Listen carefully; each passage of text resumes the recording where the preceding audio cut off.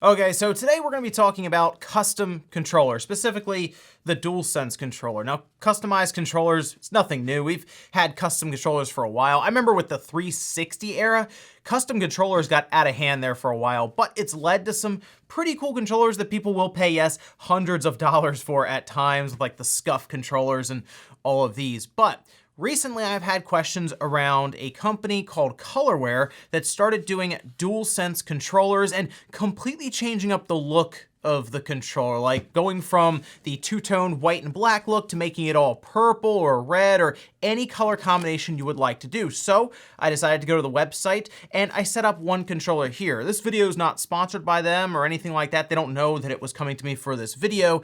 So I figured it would give us a pretty honest look at how this controller comes out. So if you guys do enjoy the video, make sure you like it down below. And if you're new to the Small Wave channel, make sure you subscribe. So the first thing I did was go to their website and start to look around at what they had for DualSense controllers. And you know what? It was kind of cool because they let you kind of go through and click different regions on the controller and change the colors. So like, for example, you can change the right and left face part of the controller. That seems to also work around to the back of the DualSense controller. You can also work on that touchpad, change that to a completely different color, as well as the bottom part there that's typically like matte black. So you do have some pretty good options on that side, and you can also change up the buttons, which was pretty cool as well. I wanted to go with like an all black and then have the symbols be white. It reminds me very much of the purple PlayStation 4 DualShock controller that I would use, and I decided to kind of go that route. They also had the option to add in engraving. I did not do that, but I did notice that as I did things like change up the face buttons,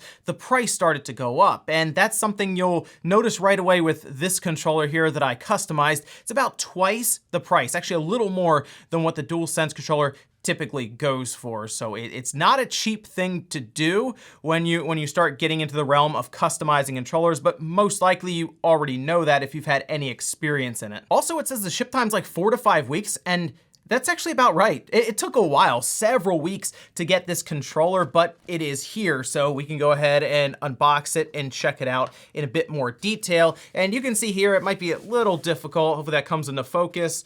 This is from Colorware. There we go. Went ahead and ripped the rest of the label off here, but this is how it will show up on your doorstep. And I was hoping that the packaging would be better, but once I popped it open, it's just the PlayStation DualSense box. I think they did the customization, put it right back into the box itself. That's, I mean, obviously been open and all of that, but like, I was kind of thinking they might have gone a little further with this, just an extra step of setting it up with a nice packaging and branding and all of this.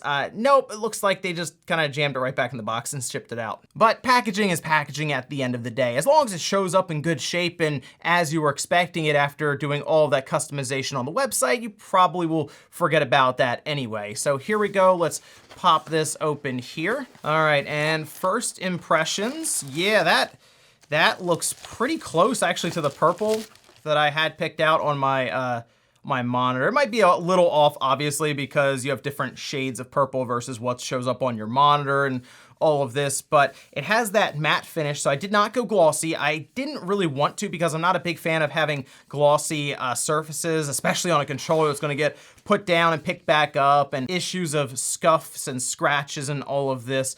This actually looks pretty good at first glance right now. I like the look of the buttons. They're not completely matte finish or anything like that. Like the DualShock controller that I had that was like the purple with the white symbols and kind of the black buttons definitely had a matte finish on them. This is like kind of half and half. The D-pad is sort of the same way here. Looking around on the back, that looks really good overall. Also, something I thought about when I was ordering this was that we do have those small symbols on like the back of the DualSense controller. Like, you know, they have like all the square, circle, all of that from the PlayStation symbols, and they're really, really small. So I thought, well, if they're gonna like paint them, wouldn't they maybe fill those in and it would appear very smooth?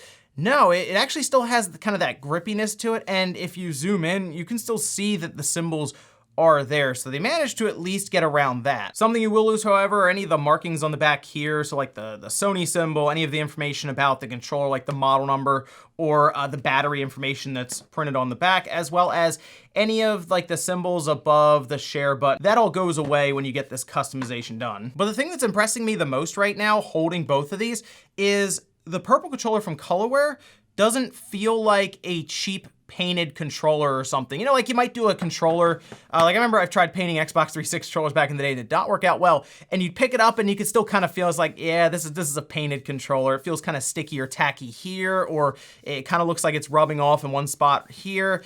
This still feels like a controller that could have come from Sony. So I guess that really speaks to the overall paint job that they did here. But I am kind of curious to see how far this goes. So I started taking the controller apart. Why not? We'll take a look at the other side of the plastics here to see how far the paint exactly goes for something like this. So right away, just taking off this front faceplate, we can see that there is quite a bit of white here that did not get painted, probably because they realized, well, it's just gonna be covered up by this anyway, so there's no need to. Okay, back popped off. This comes up, and yeah, you can still see some white in here on the opposite side, but it is basically the part you're not going to see as expected. Generally, like when we would paint different controllers on the 360 or any of that, you typically wouldn't have to worry about painting any of this in here. And it seems to be the same way with color, where I guess when they paint theirs, they mostly just go for all the spots, obviously, that are going to be shown. And it looks like they do have some overlap going in here around where the buttons are, I guess, so that when you push down here and you kind of look in, you still see a lot of purple on the inside there. And then we take a look at the opposite side on the backing where it was all purple here. You can see there are sections of white and all of this. Once again, just spots that you wouldn't see. And they did seem to go a little heavier with the spray up here, right around where the trigger is most likely, so when you press down, you would still just see purple. But it is rougher in here. They certainly have more of like a smooth clear coat finish on the back here that's all matte. Otherwise though, everything seems to be in the correct spot, all the screws in the right places, so everything went together as it should after they took it apart so they could paint it. I do also want to point out here that as I was taking it apart, you can see I was getting some chipping just on the edge here, right where that kind of that black faceplate was coming up, just as I was trying to kind of pop that free.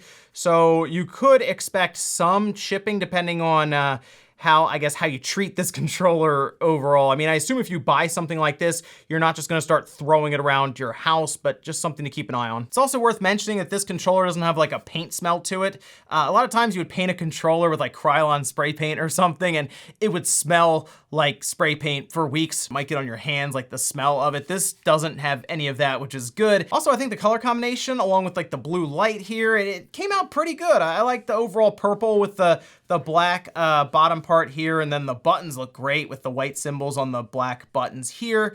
And yes, these controllers are going to be a bit more expensive. I mean, it's just obvious. You're having a company custom paint a controller for you. But I think at this point, most of us have come to terms with the idea that gaming is just an expensive hobby. So yeah, if you want the controller to be the color you want it to be right now and not wait for Sony to maybe release one, it's gonna cost you an extra $70 to $80 on top of what the DualSense controller costs. I didn't have to send one away. They had it all ready to go and they just added that in to the cost of painting it. But let me know what you guys think about this down below with the DualSense controller from Colorware. Some of the weaknesses I see would be the overall chipping around the edges if it's not handled with some care, and the idea that maybe over time the paint could kind of rub off on the sides depending on how much you use the controller, and the ship time. It takes like 4 to 5 weeks. It is quite a wait to get your custom controller in. Thanks guys for watching, and I'll see you next time.